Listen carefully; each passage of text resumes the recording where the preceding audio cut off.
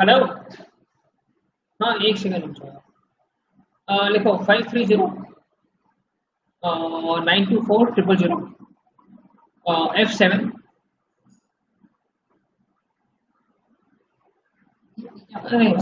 F7 ZS 42। अब just go live. हाँ, सो वो ऑनलाइन हो गया है, फेसबुक पे दिखा रहा है ऑनलाइन और यूट्यूब पे दिखा रहा है ऑनलाइन। लिंक्डइन में तो एक्सेप्ट ही नहीं करता ना, वो लिंक्डइन एक्सेप्ट ही नहीं करता, मैं नहीं करता होगा। नहीं कर रहा यार, वो हमेशा वो बोलते हैं यार, thousand of application pending, will come back to you, please be patient. वो नहीं कर रहे हैं एक्सेप्ट। पता नहीं क्या बात है। हाँ बस। ठीक है ना, ये आ रहा ना, ये अपना बैनर दिख रहा है ना।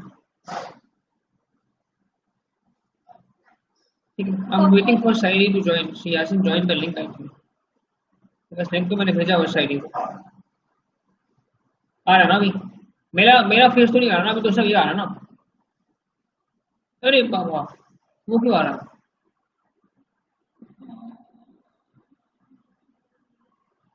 रुक जा रुक जा रुक जा रुक जा, एक सेकंड रुक जा। अरे रुक जा। अरे डिसेबल मत कर, वहां से स्पॉटलेस हटा देता ना।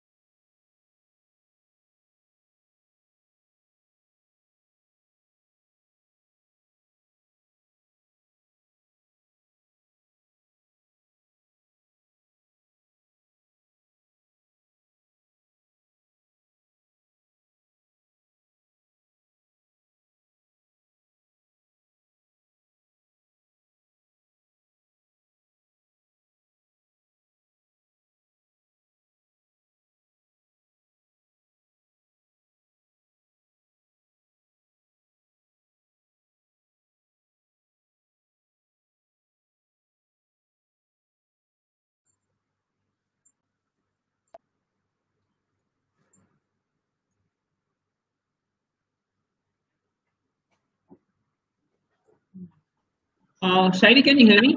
I can hear you, Satish. Hi. Oh, okay, awesome. Awesome. So I think we'll just start in maybe next 2-3 minutes. Sounds good. Sounds good. Okay, awesome.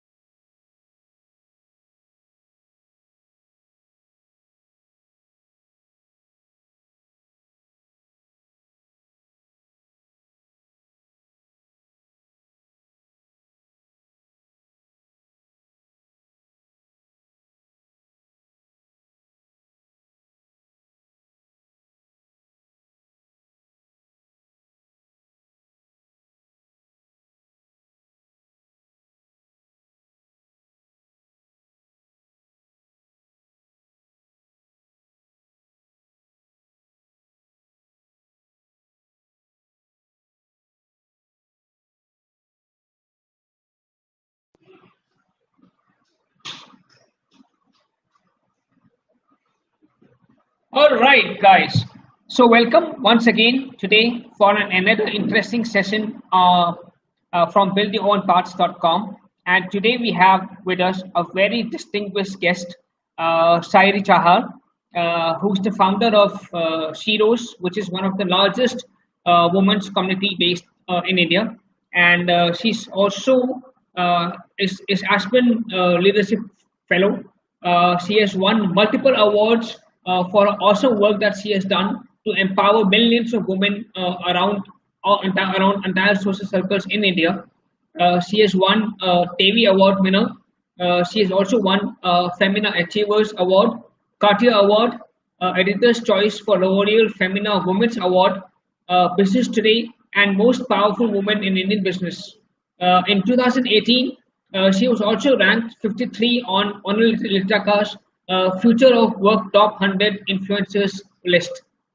So, with that, I will welcome Sairee on board. Thank you, Satish. Thank you so much for having me here. Hi, Sairee. How are you?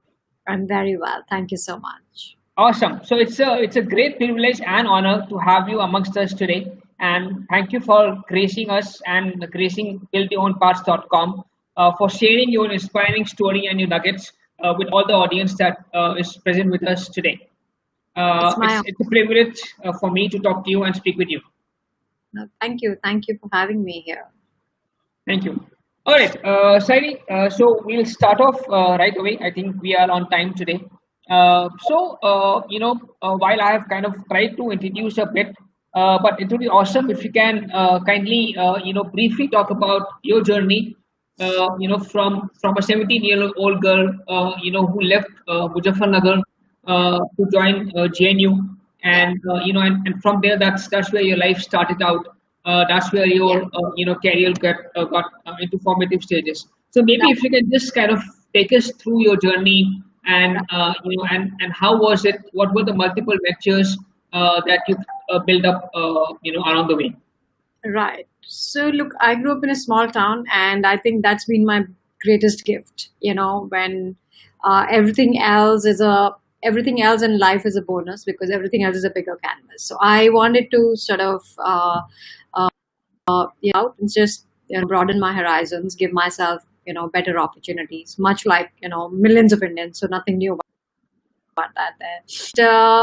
I think two things that sort of and this is all in hindsight, like nobody what's going to happen in their career and their lives, but two things that sort of worked really for me. One is, I think, just a sense of openness, right? I think I saw a lot of opportunities and ideas that were intuitive but maybe logically very silly, right? Like doing my first startup was one of those. And second was just, I think, uh, giving myself different options, and I think in India we do this a lot. This is your stream and you will stick to it for a long time, and people don't experiment with skills and projects. And person, you have a lot of liberty to experiment, and that's something that I ended up doing. And what it did was, it gave me a big range, and it also gave me a lot of depth to stand on. So just to sort of put that into a little more specific items, uh, I started work while I was still in college, and the kind of things I did were really, really diverse. They were small projects back then, but they were, I think, seeds for a lot of things I ended up doing later in my career. So for example, my first paid job was teaching a couple in MEA Russian tuitions. They would come every Saturday Okay. to teach them. And, again, nothing great about teaching somebody, but what it was, they were supposed to go to Moscow. So, they wanted to learn the language very quickly. And but what that did for my own career was, everybody in it, and through MEA, I started getting into the embassy circles, and that was the time when all the Russian embassies were. So very early on, I had like a network very closely within MEA embassies. Things that we also like find hard to build because these are difficult networks to break into, and it all happened organically.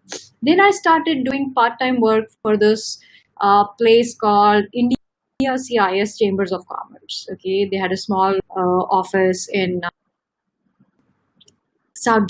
Every day after class, I would go work for 4. They needed done. I was just an intern, but again, I got to see industry pretty close, right, while I'm still doing my graduation. And that really helped because, again, one, it puts you in a sense of discipline. Two, you get to learn different things. Three, you get to meet different people. And that again helped me. And the other sort of thing that transpired was, I took up a position at a business magazine as a sub editor, and in fact, this is very interesting because these days we talk of remote work and gig based work and all of that. Uh, so the magazine's office was very close to where I used to live, and I went to meet the editor, and I told him, "You give me a job, I will come after college, and I will finish whatever you have here, but I can only come after 2 o'clock." He said, no, 9 a.m. positions, everybody's here by 9, we're very strict, all of that. So somehow I convinced him to give me the job, and he did, so it was a first full-time job as a sub-editor, and he gave me a job where I could come 2 o'clock, but he said, you have to finish everything, whatever it takes, even if you have to be here till 12, you be here till 12. So I said, that's fine. So that was, the first time when that company started doing this kind of new formats of part-time and gig-based. And I was a student, everybody else had like a full-time job. But, by end of 6, 7 months, I was actually, running the whole magazine because, Oh, okay.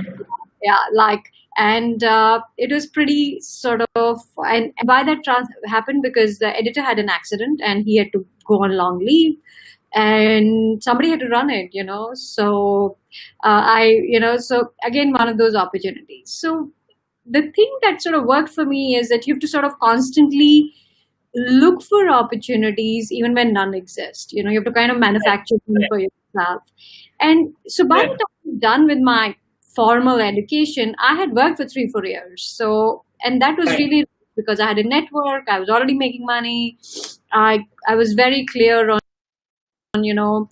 what I like to do, and then of course the most fun opportunity of my life came around where. We built Newslink as a product for mariners who were sailing on high seas, and again something very new. I mean, I till today I haven't been on a merchant navy ship or a ship for that matter. I've never lived near a port, but I met this guy and he said, "Look, I'm a sailor. I've sailed all my life. I want to solve this very big industry problem where merchant navy guys who sail on high seas suffer from depression because they don't get good news from home. They don't know what's happening in their swords or stock markets or politics, and I want to do something about that." So I said, okay, this sounded really interesting. I had no clue. I had no clue what he wants to do, and I had no clue on what this is going to be.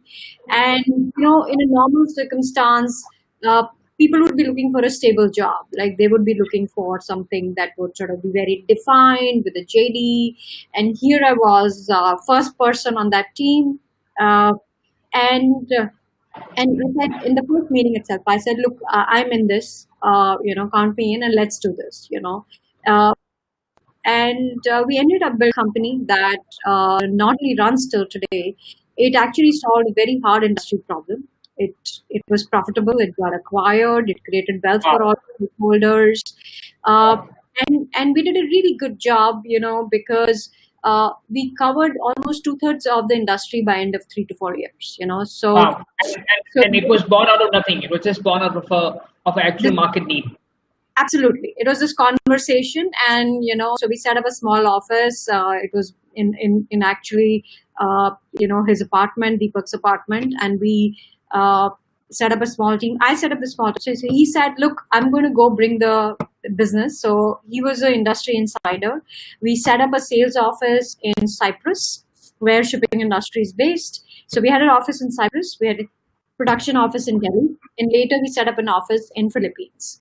And so we set this up. I set up the entire piece, and I was 21, 22. I didn't know nothing. Okay, I was a liberal arts student, but I had a lot of enterprise, and I was fearless. Like I really couldn't, care less about what people thought or whether I should be seen doing this or not.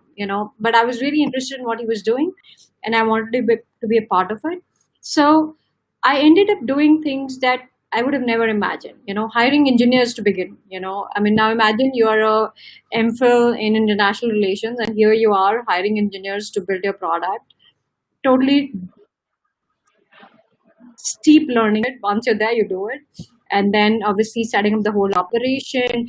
And news is a very tight operation. This is a daily operation. It starts coming in by 11. By 4 o'clock, you have done the news. You have 2 hours to produce. By 7, you have to, dispatch, beam the editions.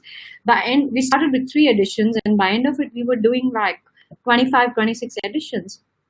All the sailing nationalities in the world: Ukraine, Latvia, Myanmar, Philippines, India, Russia, Wow. and we were doing it.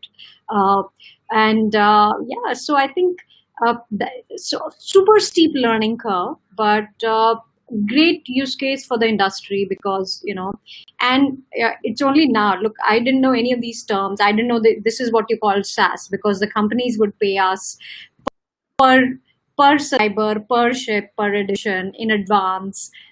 Before they got the editions on board, they would get like a whole onboarding kit, download on the deck, distribute, print on the deck, then distribute on the deck. So these were sort of some interesting innovations back then, but it was great fun, and I got to build it from day one. I learned a lot of things: how to hire people senior than me, which are the right skill sets to hire, and then of course how media industry works.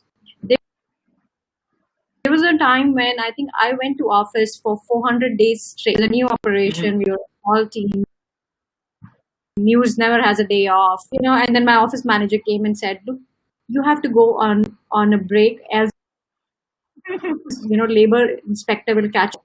So Right. I took like a week off to sort of do this, but it's fun. Yeah. Interesting. Awesome. Awesome. And then how did Flexi Moms came up? Right. So actually, fleximoms happened a little later.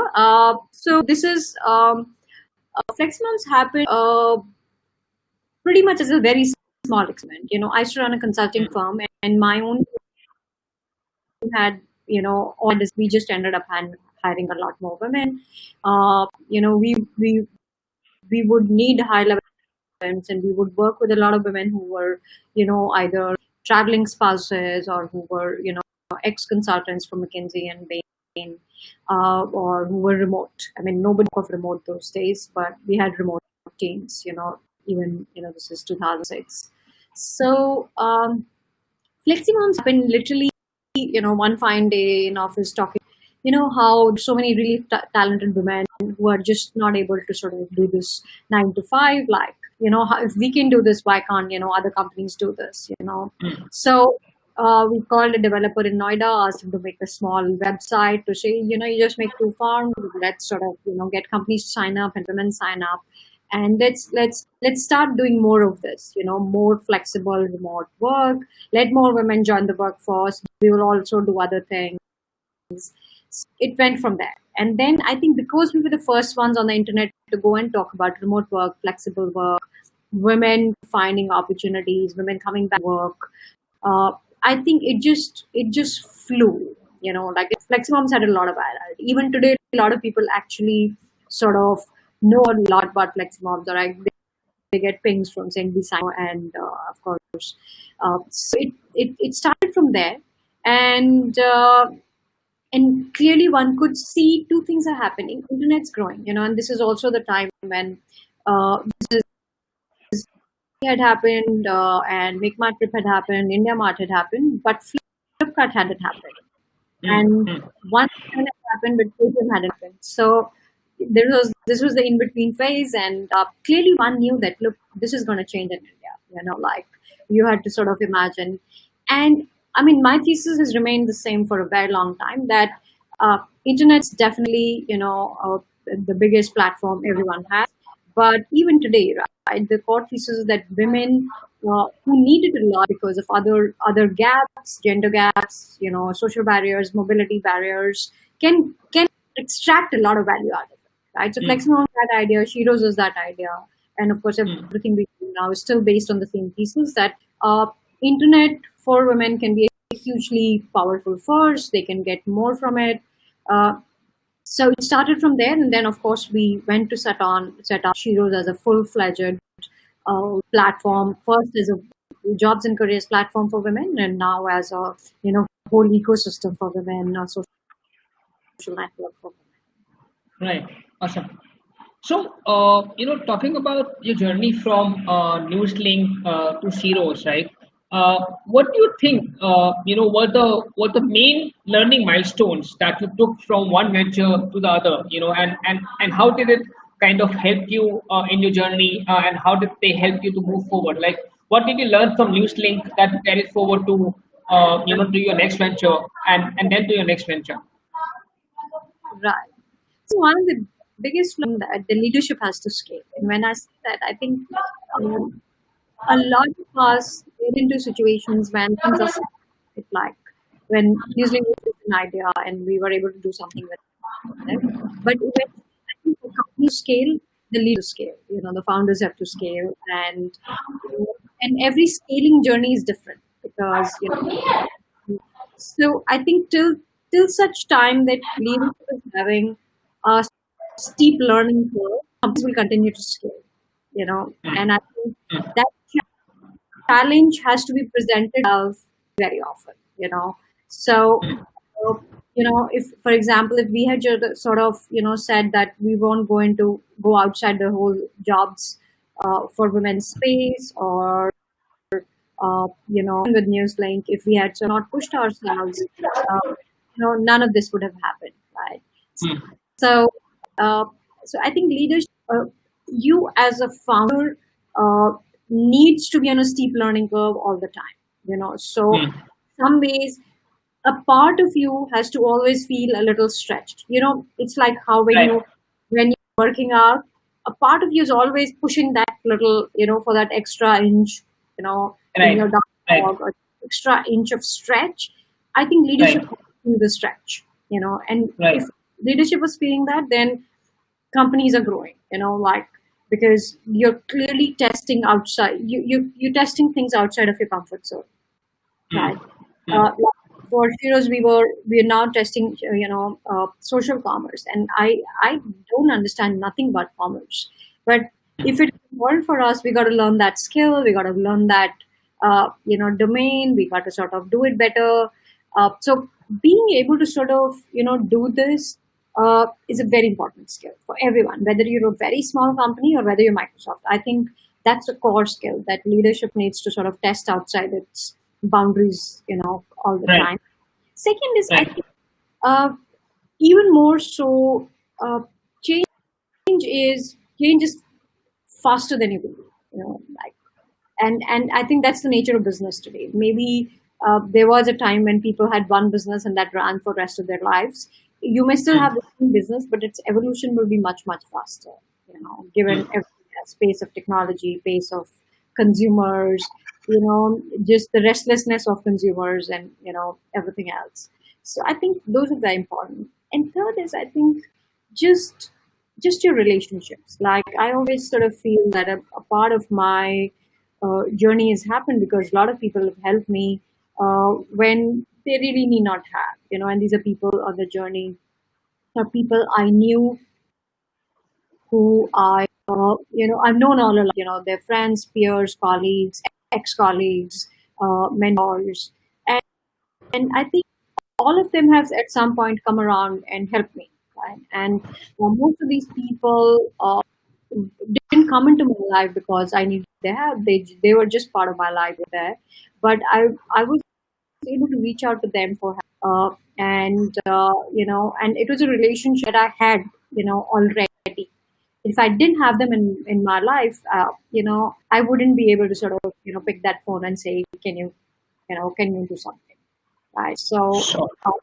So I think very very important to be able to pick up the phone and say, can you help? And of course, return that favor, pay it forward, like, keep the circle going.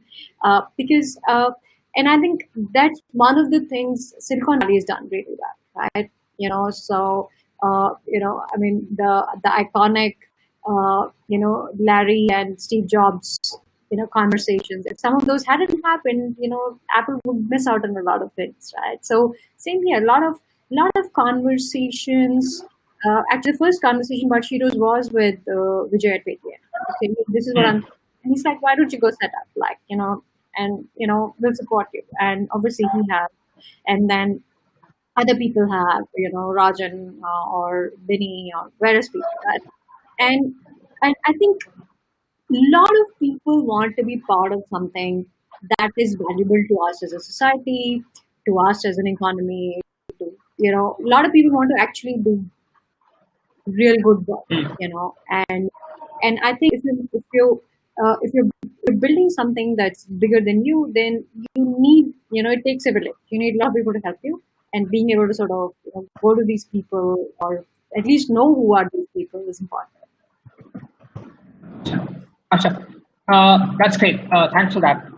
Sairi, also, I think along the way, right, if you can just kind of recall maybe one or two challenges that you faced, or maybe potential failures that you thought of something, but you were not able to achieve that milestone, right? Yeah. And then how did you kind of made up that mindset, or what kind of activities did you do to be able to counter that challenge, and and move forward? So if you can just maybe talk a little bit about that. Right. So look, I think I have to say that, as a founder, you fail more than you succeed. You actually fail, Yeah. almost on a daily basis, except, like one or two things work, and then, people think you're like ace. But the truth is, we're really good at failing. We've sort of failed more often than anybody can possibly imagine. So I think the thing about being a founder is that the highs are very highs and the lows are very low. And Yeah. somewhere, if you can counter that a little bit, to say, don't be too excited about success. It's nice to sort of, celebrate a milestone, but that's what it is. it's on a daily basis. You know these things come and go. So success will come and go, and so will failure. So I think you have to taper down the effect of both, success and failure, so that there is some amount of consistency in your own life. Because the truth is, uh, you're going to do this for a long time. It's a marathon. It's not a sprint, and which means that you have to have the energy to do this consistently every day. Some days you will not see any results. Like in our Right. case, like this whole women's space, right? Like, I mean, from the day I started talking about it, it's only now people are saying women are a big stakeholder on the internet, right? And Yeah. it's but when we first started, it was not even a conversation. I think, except we work with, this wouldn't have transpired. Right? They got it. They saw my vision, and they saw where this could go, and they also knew internet's going to change, right? So imagine 2012, 2013 having a conversation with Benny to say, there's going to be a women's internet, right? Or women only use to happen on the internet. I'm sure he did not know whether they're going to happen or not, but he clearly could see the line of sight. He could clearly see the difference this would make. And I think, from a failure perspective, look, I think that there's a book of failures there. To be very honest, products don't take off, things don't, your revenue targets are missed, your product sort of doesn't shape up in the way you expect it to. Like, for example, one of the biggest sort of shifts at Sheroes was we started as a jobs and careers platform for women in a pre-geo age. And by 2017, Geo and WhatsApp had happened, right? Like they were all over the place. The market changed completely, from being 10 million women online, there were now almost 140 to 50 million women online. It had grown Wow. 10x in 3 years, okay? And what we were saying and doing was totally out of context now, because we were chasing a very small market size now. And so we went back to the drawing board and we did a complete reboot. Okay. We went back to the board to say, don't expect revenue for 2 years. We went back to kill the product we had built for the first 3 years, to say this is not relevant anymore. And we will start afresh because there is a new market. And clearly, this is really rattling, at people, because you're saying, what, you are now going to go to ground zero again now because you're doing so well. You have 20,000 companies, you have a million, but like, what's, but we did that. We did that, and it was two very, very hard, painful years of, setting a new platform in place. But if, but you have to ask yourself the question: do you want to go to 100 million, or do you want to stay at 1 million? Right? Right. Because Right. the Right. stories are different, and uh, you know, and and it has to. So big shift. Imagine going to a board to say, don't expect revenues, like we're going to start up again, all over again. But but I expect our burn to increase. So, it's the kind of stuff that gives investors heart attacks. But you got to do it, right? And you may also count this as a failure. That if you don't move forward, then it's a real failure. Then Yeah. another Yeah. success. So, Yeah. yeah. And the many of these, and I think it happens just in terms of product experimentation, growth features, right? So I think the a good question to ask is also, the graveyard of dead features on a product. I think that's really a lot of failures that every product company has seen. But yeah, so happens. Awesome, awesome. I think those were some very interesting insights out there. Sairi, I think once again you touched upon a very important fact in the beginning, that the leadership has to scale, right? The leader has to scale, and I think all of us, when we start something, we never think of what could be possible, right? For example, I'm sure when you started Sheroes, even you would have not imagined the kind of evolution or the kind of scale that it has garnered today, right? Yeah, So yeah, how does that shift happen? I mean, how does one keep moving through the stages?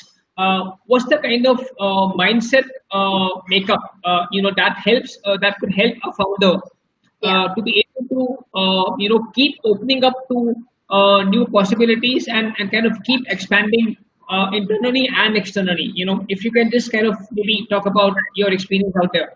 Right. So I call it the Olympic strategy. Basically, you know what you want. You want that gold medal. You want to stand on that podium and you want to sort of say like, this is where I want to go. But to Right, get there, you need to one, get up every morning and practice. Two, you need right, to try new techniques. Three, you need to test your own nutrition levels and like everything else, right? So I think this is a little bit like that. You know what's your big goal, right? You know what is possible. Like earlier we would say a million women, now we say 100, and then I would start talking to somebody who's like, why aren't you saying a billion? So clearly, that big prize should be very clear, and I think the other thing that's very important is your own core values, right? So for us, uh, trust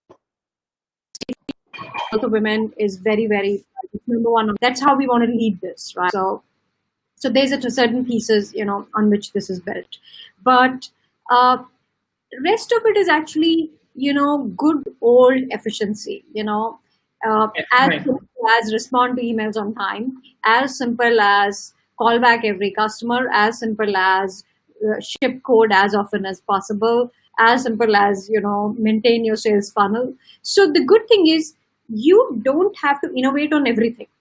There's right, a lot of steady knowledge available to be just taken and practiced, right? So you don't have to for yourself, and that playbook is actually one of efficiency and consistency and sort of doing things every day that are very, very important. Actually, the most important thing in a company's, if you look at a day in life of a company, if you just mm, did that, that tells you a lot about what is going on, right, in terms, you know uh, and I think that those are things to look at on a daily basis. But sort of, and that it's zoom in, zoom out, very, very regularly. That is sort of important. And For us, it's obviously we say we still want to, we dream of women's internet, we dream of building a Sheroes stack. Those things are not possible today. Those things will happen once we've crossed a certain threshold.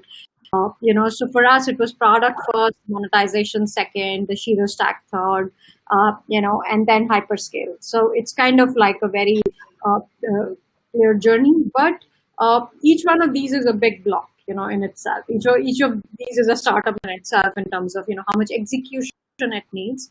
Uh, one way to do this is to actually be able to articulate all of your vision into 100, 200,000 action items, right? Like mm, basically these are action items to say, right, we need to sort of, what are the 5 things that need to happen every day for this to translate, right? So right, it's the same, 10,000 hours of training, or it's the same as it's X level of fitness, right? So I right, think that daily health check needs to happen very, very often. right, uh, and that and your vision have to match, right? right, Like, you can't sort of, the direction is the same.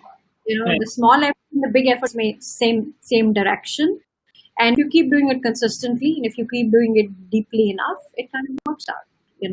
And then look, there's still things you may not be able to control. The truth is, you can do everything right, and still, there might be a black swan event. I was looking at the Hindu, forecast.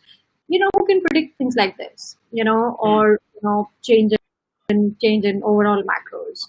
mm, And then I think as founders, you're in the business of risk. Actually, you're in the business of building something that you can't predict. But and that is the kind of sort of openness you need to have at all times. You may do everything right and still may not work out, but that's okay.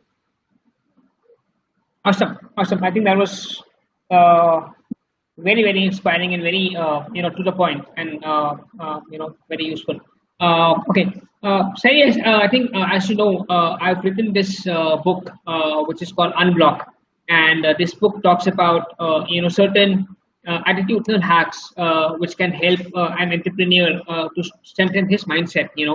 So if I ask you, if I ask you for maybe two tips on how have you unblocked success for yourself, what do you think it would be, in a very summarized manner? What were the two tips that you would give, that you have used to unblock success for yourself?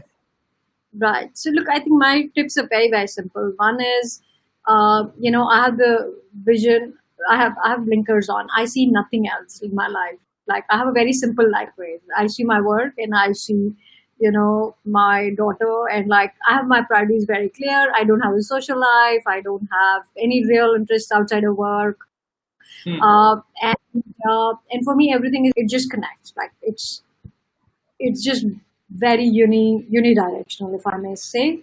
So I think in Right, some ways I've sort of managed to super simplify it. I've done a Marie Kondo on my life, in terms right, of what I want out of it. So I right, think there's a lot of directional simplicity there. It just helps me right, get this. And I've also sort of figured out that uh, this works for me. And so I think just having a lot of simplicity in your life helps. right, Whichever, and I think that's sort of there. And second is just, I am very inspired by, the idea of daily practice. So whether it is, Buddhist monks or sports people or, coding geeks, everything is daily practice basically. yeah, It's consistency to show up and do what you're supposed to do every single day. There's right, nothing that beats that. I think especially in this world, just email efficiency is a hack. I mean, how many people don't even respond to emails on time? Like right, I have like a bone to pick there, but I just find just showing a day and doing the job at hand right, is it's right, and if you're doing that over a period of time, that but what you're doing is setting an engine in place, and that engine seems to work, right? So, and I think, and it allows you to sort of stretch your time a little bit. So I think you're getting more out of it. And outside, there is no real genius. I just feel that most of this is uh, showing up and doing the thing at hand very well, just being very sort of, uh, kind of, you treat it like a daily practice. You just sort of, do it and just sort of make sure this is what works for you. I mean, I can only say what works for me. I can't sort of prescribe for somebody else. But for me, there's a complete lack of any distractions. right. So, in terms of, what else could I do my time? So the options are very little. Hmm. Right. Okay, awesome. So I think while I just also open the floor, for questions, Yeah. maybe if you can just also talk about, any concluding remarks or any concluding suggestions that you may have for our audience out here. Right. So look, I think we live in a very interesting time. And sometimes I'm a little just off people who are building startups today, because clearly there's a lot more, not only room to play, but also your time to market is much faster, your ability to experiment is much higher. And I think there are just so many ideas waiting to happen. And I think today uh, we are already in a space where uh, India can think global, and India can build startups for the world and products for the world. And especially for young people, I definitely want to sort of say that uh, ship your ideas, ship more code, and it doesn't matter whether it works or not. That experience of doing that entire exercise, that's really valuable.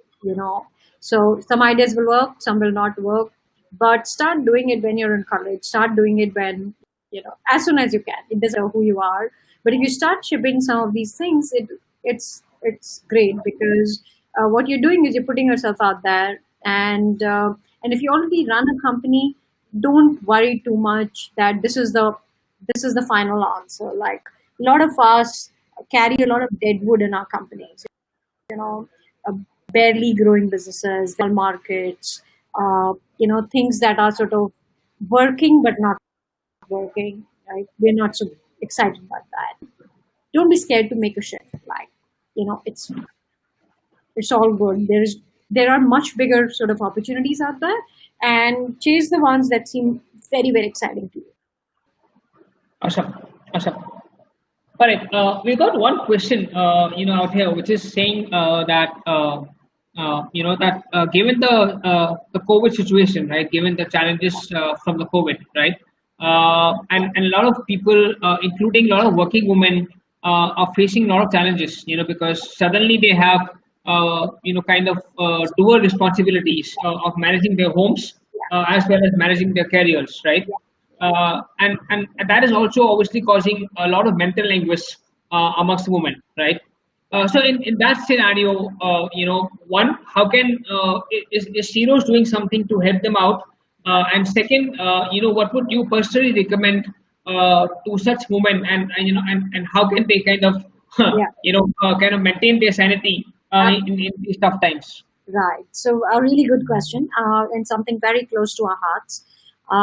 In fact, we've been putting out a lot of stuff on this on our blog. It's called Sheroes.tech, so do check it out. But look, we realize this is a doubly challenging time for women, and so we run a helpline on Sheroes. Okay, it's a counseling helpline. It's available to anyone who's on the Sheroes app, on the Sheroes website, Okay. and you can speak to a counselor. Okay, you can speak to a counselor Monday to Friday, 9 to 5. So, somebody will be able to talk to you. And we've seen a huge surge of users with anxiety issues, workload issues, work loss issues. So we understand that this is and we've run this helpline forever, like but of course in a COVID world, this is a big focus for us. Plus, Right. other forms of support available on the Sheroes community. So there Right. is we have a health community, so you can speak to a doctor, you can ask a medical question on the community, and somebody will respond to you. We have a legal advice community. You can leave a question, and an expert will sort of respond back. We have a community around relationships where you can also get peer advice. You can speak with other women undergoing very similar situations. And then, of course, we have a huge focus on, work life, corporate life, jobs, entrepreneurship, employment. That's a core focus. In fact, on the Sheroes app, we've been running initiatives to sort of, lessen the effect of, the stress that COVID is producing. In fact, we ran this beautiful activity called Self Love about 2 weeks ago. Some brilliant responses. So what we are doing is we are stepping up our effort around mental health, around support to the community, around upskilling. So a lot of this is, by the way, on our blogs, why I mentioned it, so that you can read what we've been doing. And this has been a big focus last 6 to 8 weeks. We've been consistently supporting the community.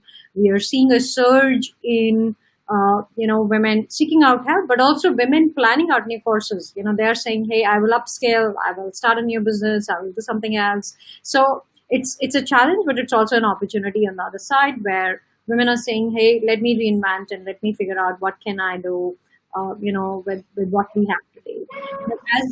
As a platform, we're very, very committed to sort of, doing this. Empathy and trust are at core of our own existence. And everything we do stands to benefit women directly as a platform. So we have really doubled down our efforts on making sure women get more support, during this time. We also have a team volunteering with the Delhi government COVID war room with Step One. So there are about 200 women who are supporting the Step One initiatives. So we're doing the best that we possibly can at this point. Awesome, awesome. And okay, so I've got one more question, which talks about a lot of companies kind of have restored to cutting costs and kind of taking some other measures Yeah, because of the COVID pressures. yeah. So has Heroes also taken such measures? And from a business perspective, since you are running a platform, which is a community platform, And if someone is also running a similar business, the person is saying, how can he manage the costs and the revenues at this point in time, and and what are the kind of measures that Sheroes has taken from a business point of view, yeah. to run over this phase. Right. So, look, I think, so I want to share something. I was in China in December. So when I came back, I knew something is happening, but I did not know what is going to happen. But Mm, I had an intuition. So actually, we started our cost cutting in January. mm, Uh, so when actually the lockdown happened, we didn't do any layoffs, any of that. But what we've been doing, for the last 6 months is reducing our costs on all sides, not just people costs. Look, a company is many costs. Your server bills, your every company has a lot of riffraff you pay for, which is yeah, yeah. that's not necessary. Your other costs like marketing and everything. So we've been sort of reducing a lot of that. We've also reduced our team size, but we did this early on in Jan and Feb. So much before any of this thing started. And the other thing that we are really sort of working on is ramping up our revenues. So we've gone into this major break-even mode. So as a company, we said, look, we got to do this, come whatever may. We are on a mission, and we also have to align to what market is sort of saying to us. So, look, the fundamentals of running a company are very simple: increase your revenue, cut your cost, Yeah. and the good thing in a COVID world is, look, you can do this in many ways. So even you're asking your team members to leave. You will still have some freelance work. Give it back to them. So. Do things, but don't kill your relationships. I think that's important. And second is, the market is also presenting itself in interesting ways in terms of opportunities it's seeking. My thesis on this market is, do things that help people. So if people are able to find more income via you, they're able to find more support via you. So in this market, give more than you take. So this is not a market where people are spending lavishly, people disposable incomes have gone down, livelihoods are at stake. So clearly build products that help a large number of people, or and or change your business model accordingly. If you're a D2C brand, then help people distribute your products and things like that. So I think one has to sort of fundamentally think about market we are in and sort of respond accordingly. And that's a little bit of what as well. While making sure that we forget the P&L playbook. Look, that though that body of knowledge cannot be changed by our Sure. intellect. Sure. So making sure that you are sort of trying hard there. We definitely have in terms of our own cost measures and revenue measures. Awesome. Awesome. All right. I think one last question that we will quickly take. Again, I think lost of a lot of women, they seem to have lost their jobs Yeah. also in this phase, right? So what could be the alternate opportunities for them, and when do you think, will the job market be again opening up, or will at least go back to pre-COVID state? What are the opportunities that they should now try to target? Right. So look, I think I say this all the time that we are all entrepreneurs now, and what is, what seems like a job loss or a corporate loss is actually entrepreneurship's gain. This is your chance to sort of, uh, you know, uh, be be someone who can capitalize on what you have. Whether it's Sure. your skill, whether it's an idea that you've been harboring, or whether it's a hobby that you've been working on, or a problem you want to solve. So, and I think this is the best time to test any of that. And look, we don't know when the job market's going to come back. We hope it will, but it will. It may also take a long time. And the truth is, job growth in India hasn't kept up with the growth of our own aspirations. So for us, the real win is in entrepreneurship. So become a micro entrepreneur, become a founder, become whatever helps you take your ideas to life. uh, and if you don't feel you have the risk capacity to do that, then let somebody build that. I think building is the only way out for it. Yeah. We have to build to solve problems around us. We have to build for the population we have. We have to build for products and services that that users want. And I think that's the only way out. There is nobody who's going to come and rescue us. Hopefully jobs will come back and we can go back to it. But I think the biggest thing we have to work on is our own mindset. That let's just assume none of this is going to. There is going to be a new normal, and what we know as normal is now going to come back. Yeah, So yeah, be prepared for that. yeah. Awesome.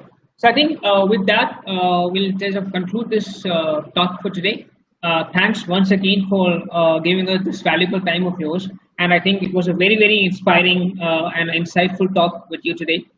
Thanks so much, Sairee. Thank And wishing you all the best to you, to the entire team at Sheroes. And I'm sure that you will continue to inspire millions of women in India and across the world. thank Thank you you so and all much. the best. Thank you for Bye. having